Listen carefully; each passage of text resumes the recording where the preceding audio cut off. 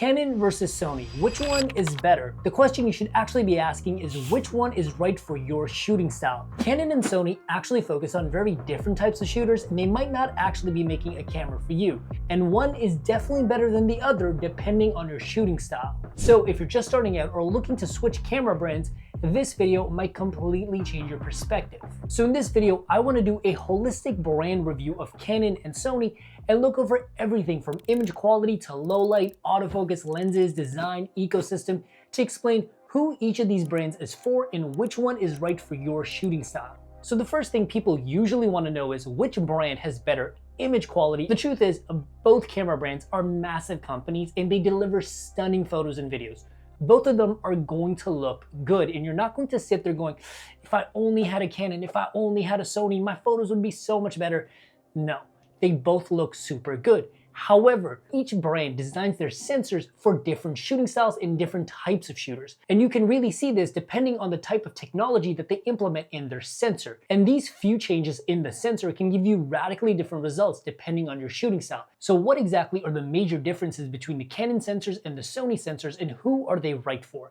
One of the major reasons Canon is loved by so many people is because of their amazing color science. The colors are really warm and rich with a subtle hint of vibrance, and skin tone especially looks really good on Canon cameras. Whether you have dark skin tone or light skin tone, people specifically look really good on Canon cameras. Now Sony doesn't have bad colors, but they do color science very differently. Their color science actually comes from their movie line of cameras called the Venice cameras that actually get used on professional Hollywood movies. The color science when it comes to high-end video generally tends to lean towards being very subtle and true to life. It's not overly stylized or warm. It really is trying not to have a look, and it's trying to just give you what it sees. And which color science is right for you is really going to come down to your style. A great example of this is someone like Peter McKinnon, who's a Canon creator, and he has a very warm and vibrant style to all of his videos, and he probably wants a Canon camera. But someone like Matty Hopoya, who's actually friends with Peter, has a more moody, cool, more true to life look to his videos, and he probably wants a Sony camera. And chances are, if you're going to be doing some heavy editing, you care more about which brand is going to give you more flexibility with your colors and light values than what the in-camera colors look like, and we will be talking about that later in this video. Another major difference between Canon and Sony is the low light capabilities. Sony has specifically designed their sensors with technology known as back illuminated sensor technology, and this across the board gives you better low light performance even if a camera isn't made to be good in low light. And naturally, the Sony cameras also perform better at high ISOs. Now Canon isn't bad in low light, but it's not really a focus for them. They have one camera that's amazing in low light, and that's the Canon R6 Mark II, but that's about it. But again, it really comes down to your shooting style. If you're shooting video, chances are you're probably going to want low light and high ISO as a feature in your camera because often you're working in challenging shooting environments, you're lighting your sets from scratch, and having a high ISO performance in your camera can be game changing if you don't have a lot of light to work with. But if you're a photographer shooting in a studio, maybe you're shooting outdoors for wildlife or landscapes, chances are you have complete control over your light anyways, and high ISO isn't really a consideration for you. So for photographers, you may not really care about the high ISO performance in Sony cameras. Now, one feature that people often overlook for both brands, but it is so important to getting the right camera for you, and that is autofocus. Both brands are really good at autofocus, but Sony simply is better. Sony has better tracking, and it also has AI technology from their cheapest cameras to their most expensive cameras. So if you pick up a Sony camera, the autofocus is just always going to work for both photos and video. And because of a dedicated AI chip in a lot of Sony cameras, in my experience, the Sony autofocus gets confused a lot less. If something passes over your subject while shooting, it's not going to jump to the next thing. And more importantly, when it comes to face and eye tracking, it can actually track more faces at a time when compared to a Canon camera. Canon has really good autofocus, but when it comes to tracking movement, it's generally a little bit slower. A really good example is this test by Tomorrow's Filmmaker that shows you exactly what I mean. But here's the catch. When it comes to simple shooting scenarios like single shooting, maybe you're doing portraits, product photography, both cameras are going to perform identically and you'll barely be able to tell the difference. So if you're not doing something super complicated, the autofocus is just the same for both of them. Now, let's get into the juicy bits. Let's talk about how Sony and Canon cameras actually perform when shooting photos and videos and what the differences and similarities are. When it comes to shooting photos, Canon cameras across the board tend to be faster than Sony cameras. Even the cheapest Canon camera is going to allow you to shoot anywhere between 12 to 15 frames per second. And on the high end, there's even some Canon cameras that can shoot electronic shutter at 40 frames per second. That is absolutely ridiculous.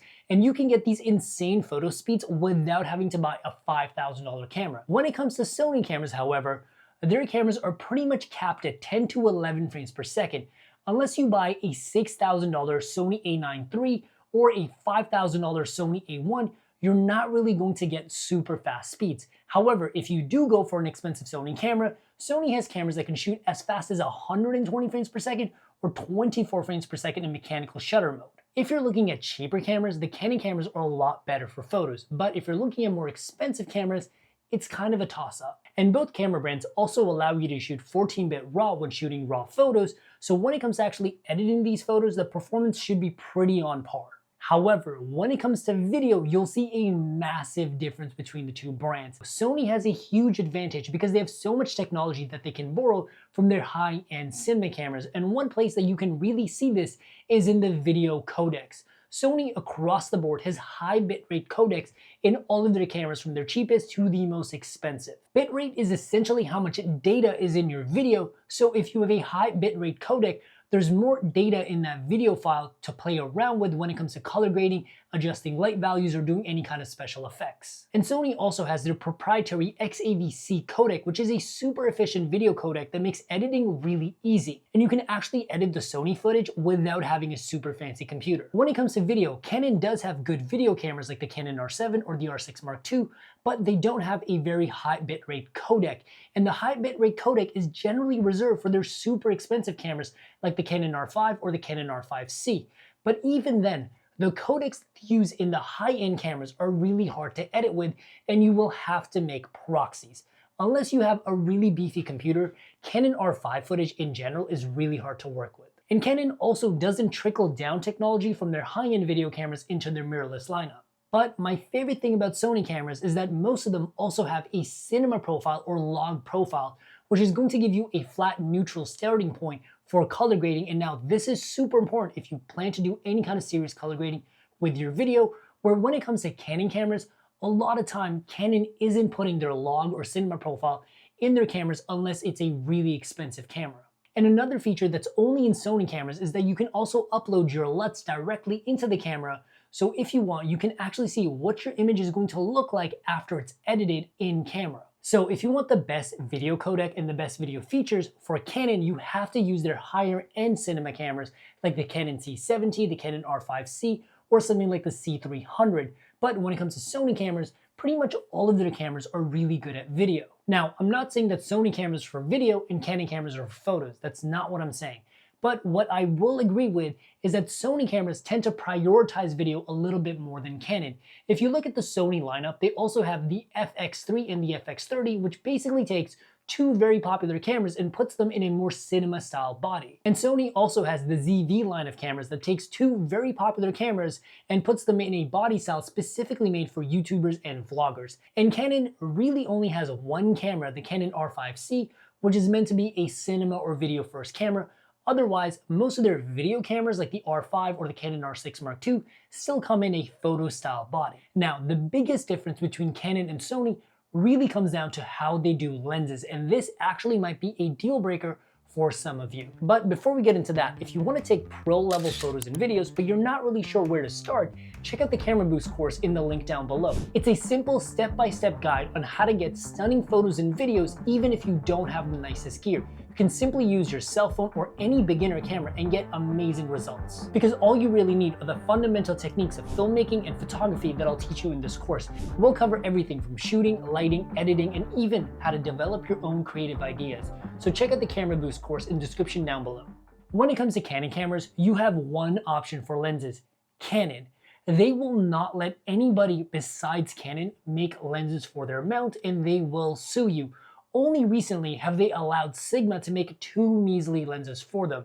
So when it comes to Canon cameras, you have the cheap STM lenses, which are really affordable and they look really good. Or you have the super expensive lenses that cost a few $1,000s per lens. What Canon's trying to do is they're trying to give you a premium experience all the way through. They want you in the Canon ecosystem. They want you with their lenses, with their cameras. And this way, no matter what lens you pick up, you're going to have a great experience. With Sony, however, you can buy Sony lenses, and Sony makes a ton of lenses for their camera. They're basically releasing a new lens every couple of months, but you can also use third-party lenses, which are also really good lenses. And this way, you have almost infinite choices for lenses when it comes to Sony. However, you are not in a closed ecosystem with Sony, so if you buy a lens for your camera, you have to do a ton of research and you might accidentally pick up a bad lens. But personally, I'd rather have choice and freedom than not. But if you're a beginner or a casual, the choice and freedom may actually be a bad thing, and maybe you just want to pick up a camera, pick up a lens, and get on with your life, and you don't want to learn all the technical nerdy things. However, if you're a professional, you probably don't care about Canon limiting your lenses, because chances are you're going to buy a beefy $6,000 Canon body and $10,000 worth of lenses because you want the best performance. So who are these cameras for? Well, the answer might surprise you. Canon really tends to focus on photographers. Their cameras shoot faster when it comes to photos. They make really high-end photo lenses, and pretty much their entire ecosystem, down to the design of their cameras, is all about photos. If you're a photographer, Canon is thinking about you. They're making cameras for you. You're probably going to have a much better time in the Canon ecosystem. And also, the in-camera colors for Canon look gorgeous. So if you're someone that doesn't do a ton of heavy editing and you just want your colors to look good in camera, Canon's definitely the way to go. However, if you're shooting video and you're serious about shooting video, you're going to get way more horsepower in the Sony ecosystem. You're going to get a higher bitrate codec, log profiles in pretty much all of the cameras, and of course an open lens mount so you can switch up your lenses depending on your video project. However, if you're a casual, beginner video shooter that doesn't really want to do anything serious with your video, you just want to do it for memories, for fun, go with the Canon. Those cameras are much easier to use. They're much more simple, much more user-friendly, and because you don't need all the horsepower in a Sony camera, you're probably better off with the better in-camera colors from Canon. But regardless of what camera brand you use and whether you shoot photos or videos, if you want to start creating pro-level photos and videos, check out the Camera Boost course in the description down below, and I'll see you guys in the next video. Peace.